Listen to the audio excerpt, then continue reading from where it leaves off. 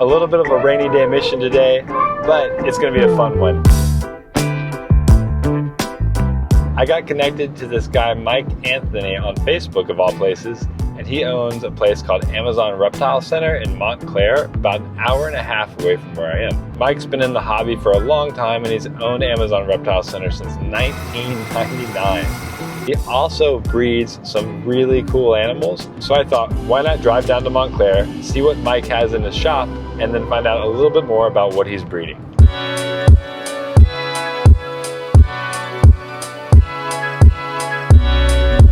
This is Mike Anthony. Hi guys. We're gonna check out a couple of his favorite animals and then talk about a species that I think you all are gonna be very excited about. So who is this guy? This is Fidel.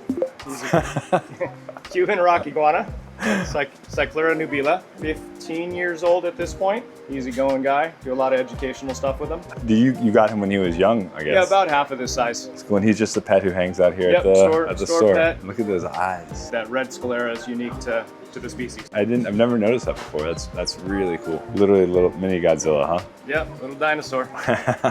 Sweet. What else you got for us today? So what we've got here are IMG Boa Constrictors. Ooh. IMG stands for increasing melanin gene.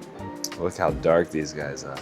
Oh man, this is beautiful iridescence on this one. Iridescence is amazing, especially in the sunlight. The bigger one is a 2-year-old animal that's already quite black.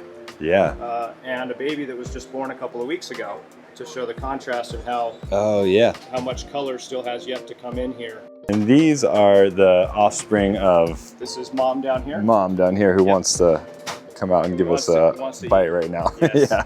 It's always tricky trying to film sometimes and hold animals. It's like a little bit of a juggling act. And all of these are for sale in... No, these are actually... these are not for sale. The little baby here will eventually be for sale. The mom, and this is one of my holdbacks that I'm raising. Oh, okay. Actually for future. Yeah, I don't blame you. She's gorgeous. Future breeding. But there are animals for sale here. There are, certainly are animals here for sale. Okay. Yes. You were just saying that you don't vend at Pomona anymore, but you're only 5 miles down the road from the Pomona Super Show. So 5 miles from the LA County Fairgrounds, correct. So if you get overwhelmed at Pomona and you need to get some enclosures or want to see some other animals, just pop in here, easy. Do you have a favorite species of? Boa constrictors have always been my childhood fascination. Certainly one of my favorites, but one of my in the last decade newfound. Hold on, there we go. One of my newfound fascinations is actually Chinese and Japanese king rat snakes. Ooh, can we see those? Do we have any of those here? Can, absolutely. All right, before we check out the king rats, what do we have here now? So this is the IMG still. IMG. Love all black snakes, but we've also got what's called a super fire boa. So literally yin and yang of the boas. Absolutely. Look at that. Wow. I only have one boa in my collection, but I think if I went boa, I feel like I'd have to go one of the two of these guys more if they're so cool. Awesome, let's do some king rats. King rats, there you go. Okay, I'm really excited about the king rats because I think they're such a cool alternative to like any of the dry marcon species, and I've never really had any hands-on time with them. So today's the day. What a gorgeous snake. And this is a king rat? Chinese king rat snake, albino Chinese king rat. If you didn't know it, a quick look, it almost looks like a species of cobra in the face. Very much so. Big head. Look at that. Robust. Absolutely gorgeous. And so how did you get into these snakes? So I got this animal in 2014. It was a full-grown adult, and that was my introduction to king rats. Him and a female that went with him, a full-grown adult. Got fascinated with them. These heavily keeled scales. Yeah. Kind of an evil scowl look on their face. Very intelligent seeming, and it kind of snowballed from there. We don't see many of these, or nearly as many of these in the pet trade as we do like other large colubrids, like the falsies and the dry marcon species. Correct, indigos, prebos. And yeah, lots of indigos. Yeah, the bigger pine and bull snakes. But I don't know why, because these are gorgeous. I mean, this is a beautiful snake. Yeah, just shy of 8 feet long.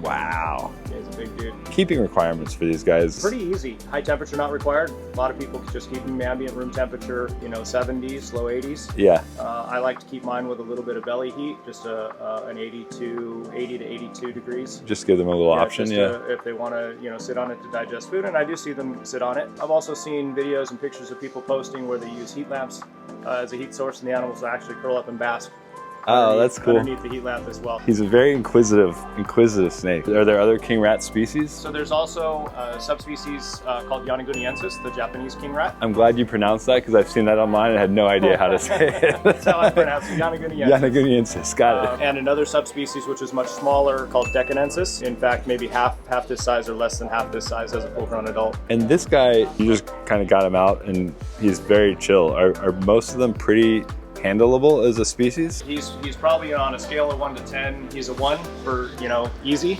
I have animals that are all across the spectrum for temperament. One of their other common names is stinking goddess. Oh, because they musk, right? They musk, correct. And how many times have you been musked on by these guys? Dozens. Do you have any other king rats here that we could check out? Yeah, we can look at, so this is an albino. We have the normal or wild type that we can take a look at as well. Oh, yeah. Not going to be quite as easy going as this. Okay. But we'll check them out. All right, well, hopefully we don't get, I don't get tagged on camera, but I'm sure y'all would love to see that. So look at this coloration on this guy. So a little less interested in sitting still, but this is a wild type, a very typical Chinese king rat, kind of a mid-size. This animal's maybe, I don't know, 5 feet long. And look at this pattern. It's like, it goes from this beautiful kind of stripes to almost just like trying to... Pattern fades out at the back, pretty typical. Yeah, it's really pretty. And we see that in the Japanese variety as well. Oh, cool. I love seeing really beautiful wild types.